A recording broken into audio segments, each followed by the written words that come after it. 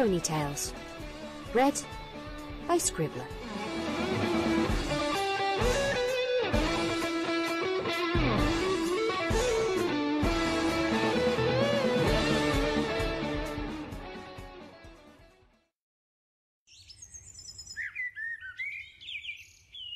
The Canon Squad by Final Draft. The Everfree Forest is home to all manner of strange and dangerous creatures. Few ponies who wander in seldom make it out, and the ones who do rarely do so in one piece.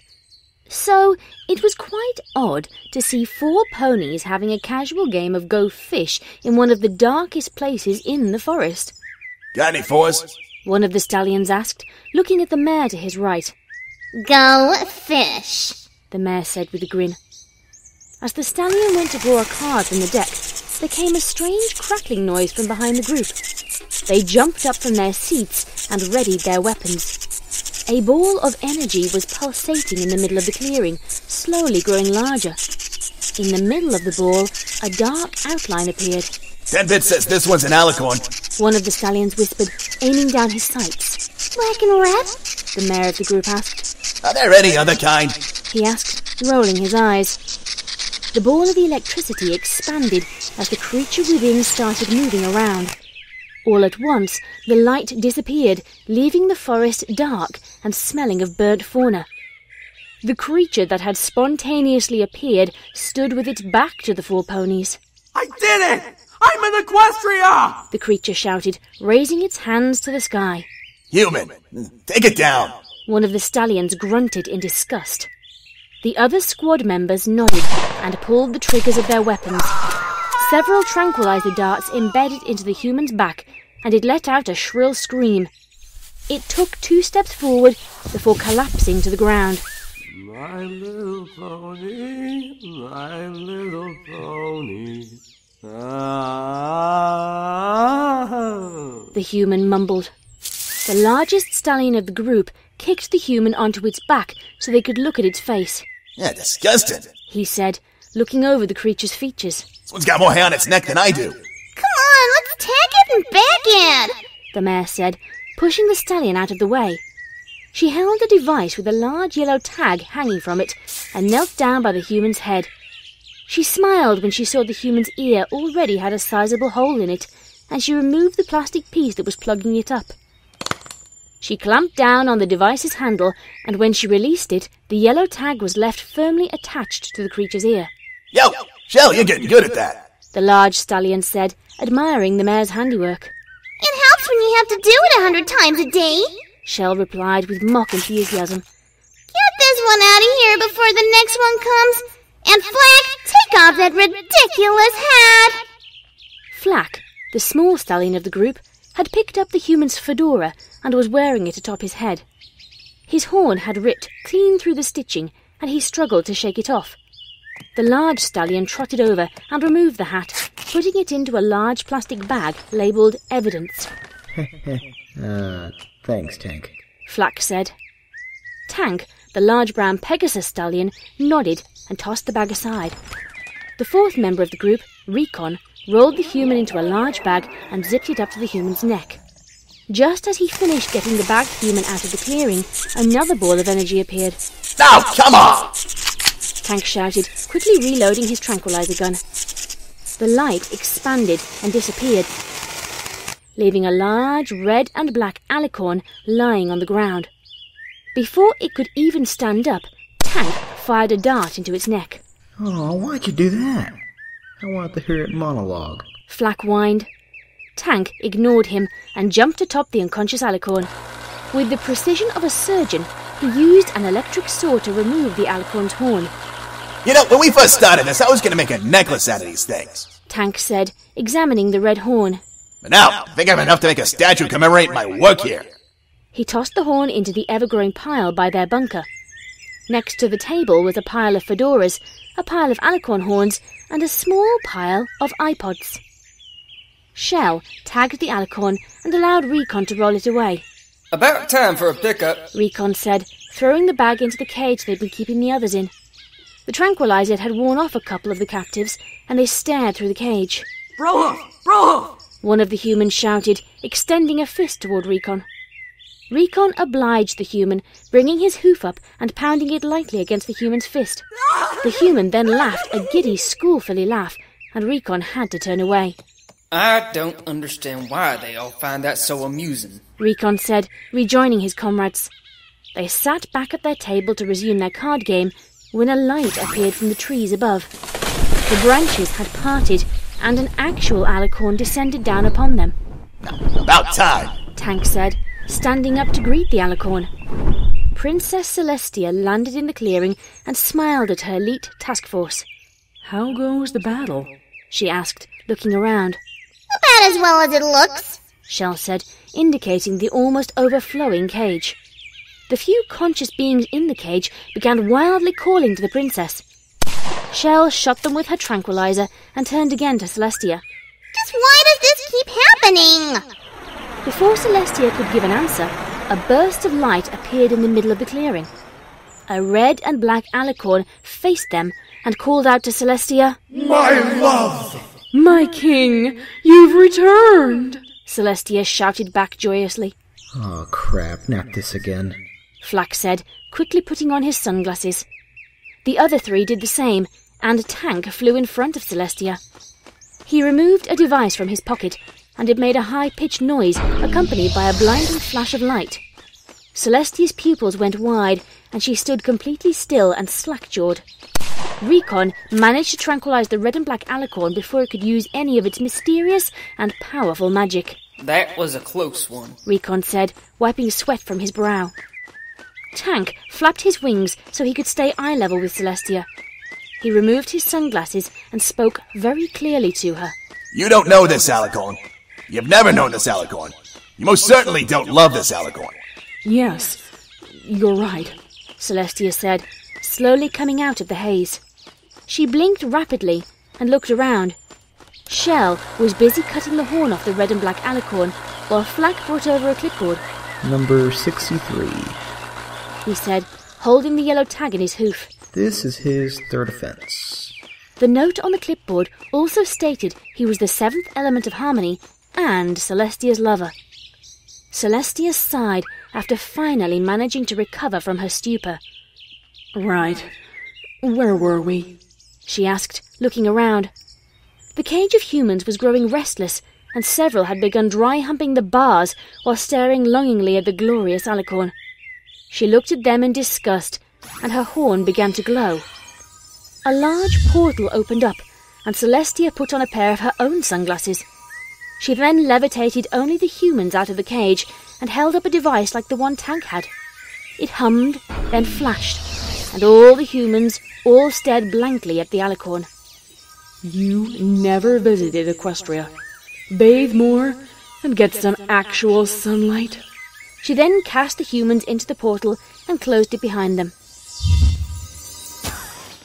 The red and black alicorns, each more red and black than the last, stared at the princess.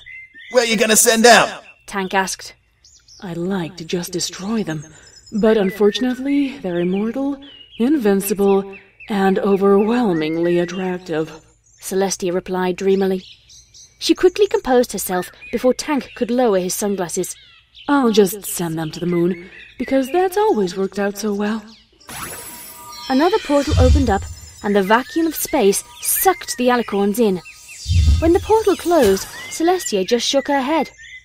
They'll be back. Tank said, flipping his chair back onto its legs and taking a seat. And we'll be here waiting, Shell said, sitting back in her seat. Recon and Flack took up their seats and stared at the princess. She smiled at them before taking off to the skies. The hole in the trees closed behind her, leaving the 4 ponies with only a single lantern for light. The quiet of the forest returned, and they looked around, expecting it to be interrupted at any moment. Shell? I think it's your turn. Flack said, picking up his cards. Right as he finished the sentence, the familiar sound of reality being breached filled the forest. Here we go again! Tank said, raising up his tranquilizer gun.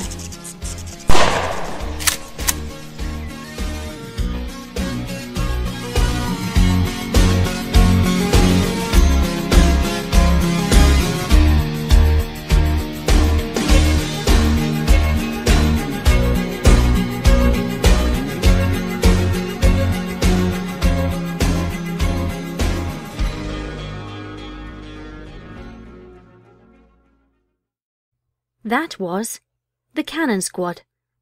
It was written by Final Draft and read by Scribbler with special guest voice actors Mr. Kenyon as the voice of Tank, Theatre Freak 7 as the Alicorn, Baylor Fan 27 as Flack, Kel Grimm as Recon, and Sweedley as the humans. Alright, thank you very much for listening. It had been over a week since my last upload, which I did try and promise myself that I would always get up one fic reading per week minimum, and I had every intention of keeping to this edict. And then real life shut upon me from a great height, and apparently had swallowed a laxative or 12 beforehand. So, yeah, real life work stuff kind of exploded messily in my face this week, and my workload went up astronomically to the point where I spent today is Saturday, pretty much my only day off because I work on Sundays as well, doing something else. And today I spent nearly 6 hours doing paperwork of my one day off. I was not happy. Not a happy bunny. So, that is the reason why this fic is late going up. That is the reason why the heroic review for last week's episode went up the day of the premiere of the new episode instead of yesterday when it should have. And also why you may have noticed I've been putting out rather short fic readings recently. And this is purely down to time, that I want to put out a fic a week. That is my promise to myself, that is what I enjoy doing, and I don't particularly want to break that promise to myself. However, with current work situation being what it is, probably short fics are what I'm going to end up doing for a while. I have a couple of fics in storage. For those who don't know, I record a lot of stuff beforehand. Those who knew me on Skype have probably clicked at some point on the collab Google Doc that I keep, and there's something close to 50 or 60 collab fics that I'm halfway through, partway through, just about to edit in some stage, as in fics I have read that I'm collaborating with other people upon, that will someday end up on my channel. And besides that, there are over 100 that I've read purely by myself that are sitting in various states of decay on my hard drive, stretching all the way back into last summer, some of them when I read them into the microphone. And I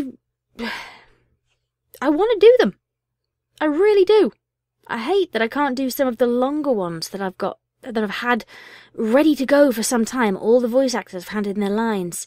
I've got so many ideas to do them, and I just haven't had the time recently, and it's a pig. And various other things kind of happened over the last couple of weeks. This is going to be a big whinge fest. So if you don't want to hear me whinging, turn off now. But YouTube rejected my appeal to get Angels, the comic dub, back online. Apparently that one panel of AJ in Rainbow Dash under a blanket was smutty enough that they believed that I had, I don't know, brought shame upon the good name of YouTube. Hardy har har har. I don't know. I presumed that that was what the pull was about. I have no idea anymore because it really didn't seem that bad of a panel to me or anybody I showed it to. So, I don't know, maybe there was another reason. Not that YouTube was sharing that reason with me. Oh no, I'm just the content maker. Why should I know why my stuff was bad? Why should I be forewarned so I don't bloody well do it again? Bleh. But yeah, various shit happened this week. My mum's really ill. Friends are not well. Stuff variously going wrong or just not being nice. And someone sent me something a while back that I do look at now and then to make myself feel a bit better. And that person is Duskspark. And it was very remiss of me not to show this the week that I got it. The week that, even worse than this week, when stuff went really wrong in my personal life. And I was in a really horrible place in my head. And I was actually considering giving up doing stuff on YouTube because it was that bad. That stuff had happened. People had been horrid online. YouTube had pulled Angels, and I was not feeling at my best. And I got this piece of fan art from Duskspark, which I'm putting on the screen now. And this really did make me feel better. And I really should have showed this before, and I feel a bit of a heel, really, that I didn't. So here it is now. Additionally to that, another thing that perked me up this week, you may have noticed that the opening to today's Ponytails was not the usual one. It was, in fact, a Source Filmmaker version of it that was made by Solar. And Solar I've mentioned here before when he did some, I think it's called Source Filmmaker, SFM ponies, when he did some still images of my ponysona helping his ponysona to read, which I was really touched by. And then he did this completely out of the blue. Just sent me this and said, I've done this. Here you go. I hope you like it. And, yeah, that sort of thing makes me want to stay doing this stuff, even with the crappy people out there who shout at me, or even with the crappy people out there who pull me aside basically to tell me how crap I am. And thank you. I'm not asking for gifts. I probably should have made that clear at the beginning. I'm not asking for gifts. I'm not saying, oh, these wonderful things people send me. Send more, please. Pick up my mood. I wish for presents upon presents. No, that's not what I'm asking for. I'm just pointing out these people made me feel better, and they're not the only ones. Just anyone who sent me a message, anyone who's decent online, who apparently are becoming few and far between. Well, thank you. You make it worthwhile. So I thank you for that. And now I'm getting schmaltzy, so I'm going to go away. Be lovely to each other, and good night, everybody.